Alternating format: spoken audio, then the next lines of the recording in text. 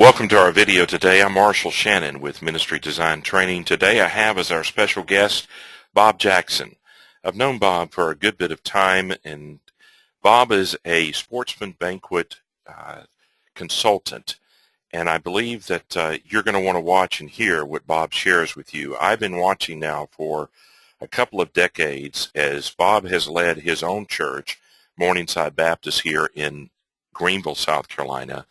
He has led their Sportsman's Banquet each year, and part of my family has attended it, and it has proven to be a tremendous outreach tool for their church. And so I just want Bob to share with you the potential of a Sportsman's Banquet, because I believe every church needs to hear what this ministry can do for your community and for your church to reach lost people with the gospel.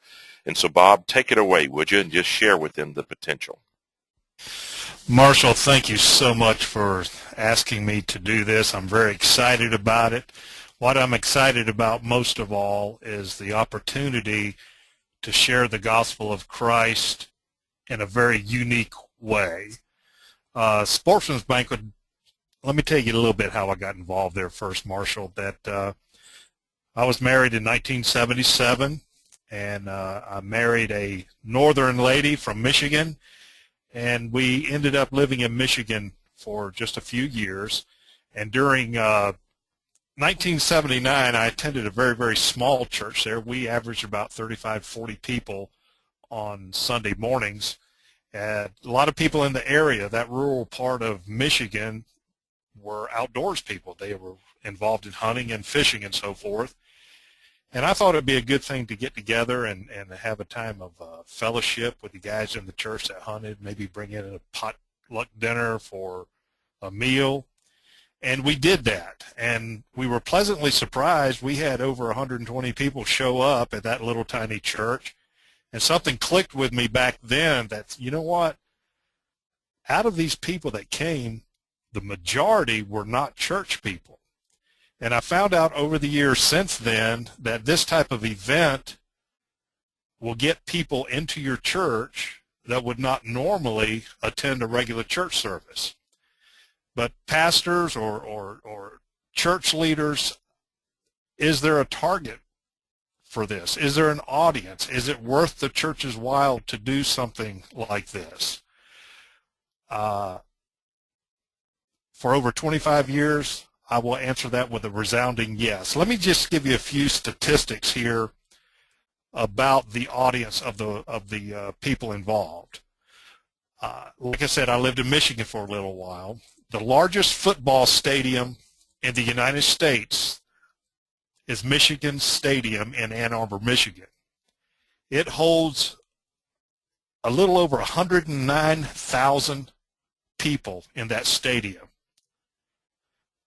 Just to fill it up with the number of people that's involved in hunting and fishing in the United States alone, it would have to be filled up 572 times.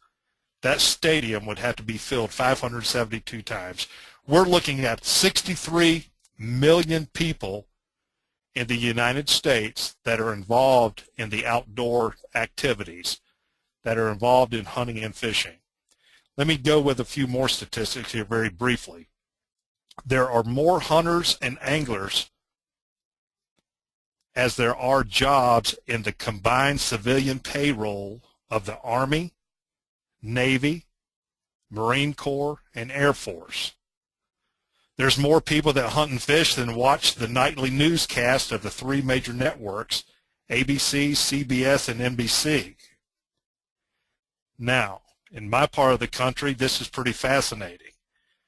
Hunting and fishing people, Americans, outnumber NASCAR motorsport fans by 2 to 1.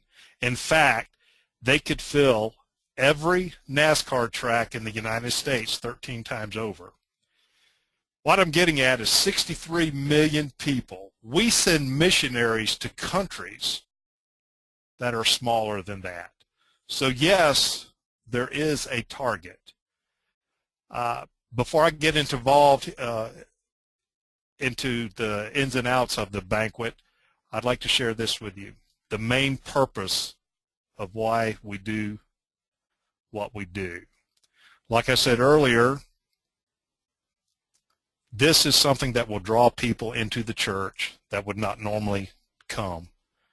I've had the opportunity over the last 25 years to be a speaker at banquets throughout the country, and churches have their own philosophy for why they do what they do. Some of the churches will have a sportsman's banquet or a wild game dinner or a beast feast for Christian fellowship, and there's absolutely nothing wrong with that. But the vast majority of the people of the churches would like to have a outreach ministry into the community, a tool to reach folks with the gospel. God has truly, truly blessed over the years, not just at my home church. We're getting ready to have our 20th banquet this coming February of 2014 at Morningside Baptist Church in Greenville. But throughout the country, other churches that have done this will only know when we get to heaven what God has done and the souls that have been saved and lives that have been changed through this. So that is our purpose. And what I'd like to do now is just very briefly on the most recent banquet that we have done is just give you a little pictorial taste of what it's like. Of course, it starts out, there's a lot that goes on, gentlemen, between these pictures, before and after. There's menus to prepare. There's advertising. But as a pictorial run-through, we set up, we have fun. We utilize people in the church, especially our youth group. You can get a lot of work out of these teenagers if you feed them a little bit of pizza. And then the cooking takes place in our kitchen. Very small kitchen for the amount of people that we have. We start setting up the gymnasium. In this particular case, we feed the folks in the gymnasium. And there's a picture of the gym just about set up. Can't get all the tables there in one picture. And in this particular case at this church, the feeding we had to limit to 800 people just because of the size of it. Here's the folks lined up in the hallway of the church waiting to go through the food line. They've gone through the food line, and now they're sitting there shoulder to shoulder, literally, eating a wonderful meal. More pictures. Then we move over into the auditorium. This particular church is able to hold 1,000 people, so therefore there were additional tickets sold for the people that could not get into the meal portion of the event.